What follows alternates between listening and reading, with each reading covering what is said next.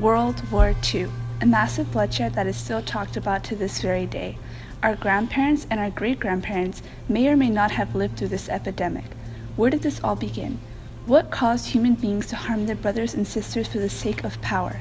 What happened when all this power fell into their hands, but it wasn't enough? It all comes down to one thing: fascism. But what is fascism? Fascism is any centralized authoritarian government system that is not communist, whose policies glorify the state over the individual and are destructive to basic human rights. It is derived from the Latin word fasces, meaning a bundle of rods with a projecting axe blade, which at the same time symbolizes unity and authority. You may be wondering, who could have executed this unjust system of government? Unfortunately, a few people did before and during World War II, starting with Benito Mussolini. Benito Mussolini was born on July 29, 1883 and died on April 28, 1945. He was the eldest of his two siblings.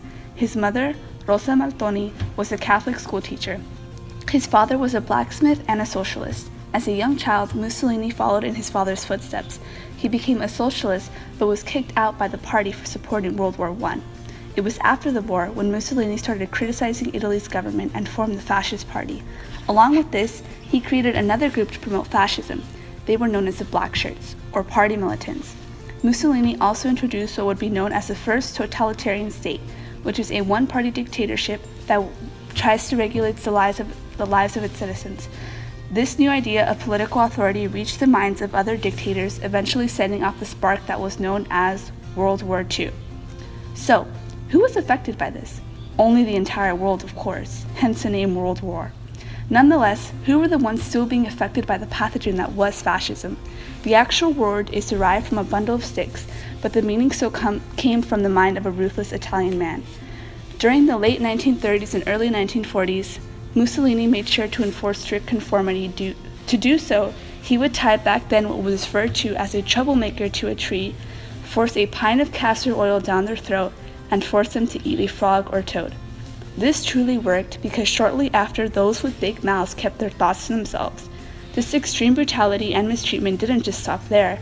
Mussolini kept other tactics at hand, keeping the Italians upright and forever in his favor. Prisons were set up on Mediterranean islands such as Panza and Lipari, so it's needless to say that those who opposed Mussolini were dealt with in quite an orderly manner. But wait, there's more!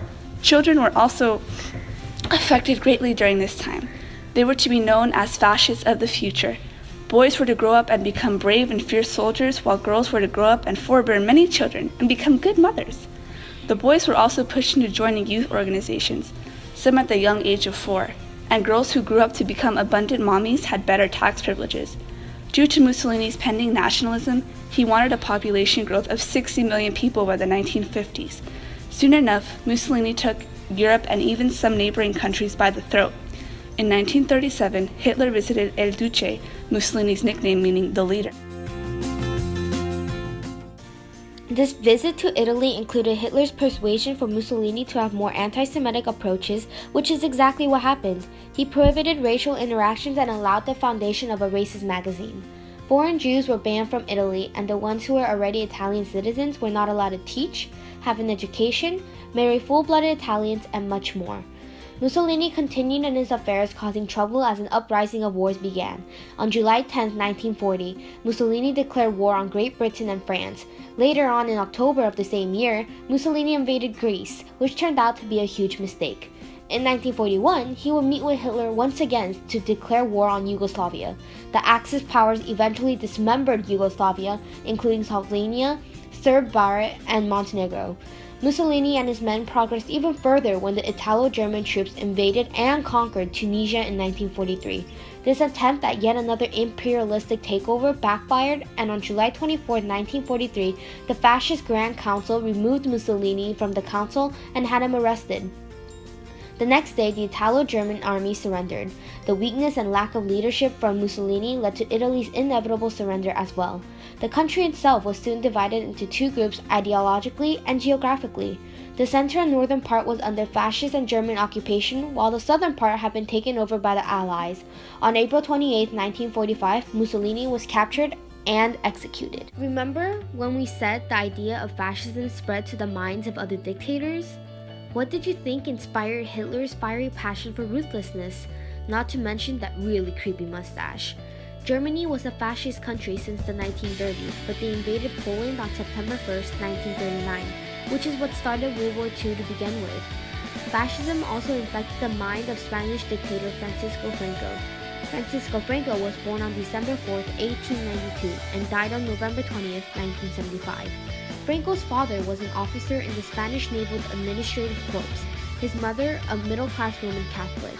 For 4 generations, the Franco family tree took a naval officer group. His elder brother was also a naval officer, so it's no surprise that Franco eventually became one too. At the mere age of 14, he attended the infantry academy at Toledo.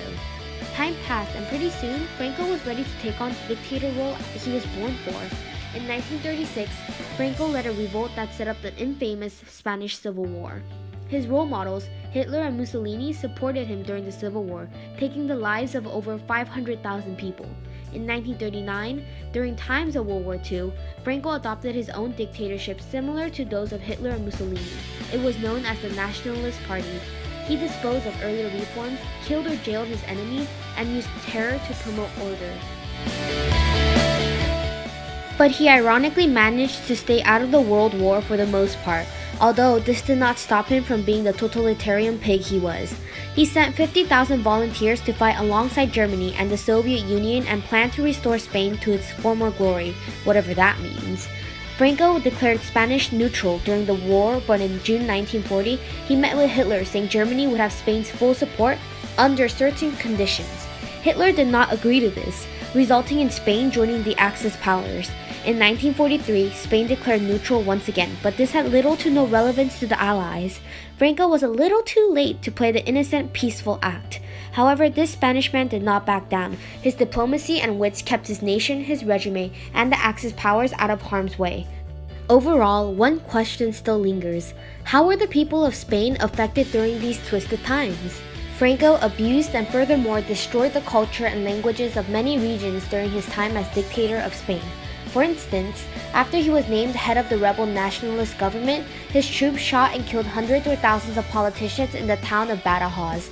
Although these Republican politicians were fighting within their own party, tens of thousands of them would later on become prisoners and eventually executed by the Nationalist Party. In 1939, Barcelona would fall under nationalism, and in March of that same year, so would Madrid.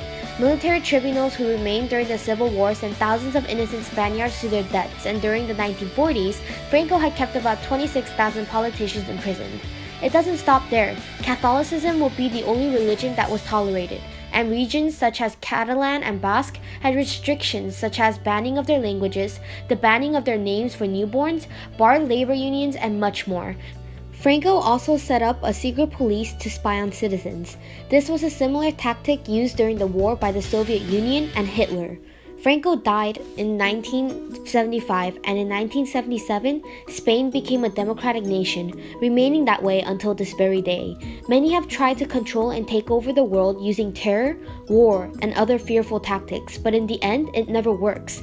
Will the world ever be in sync peacefully? Who knows? Anything is possible.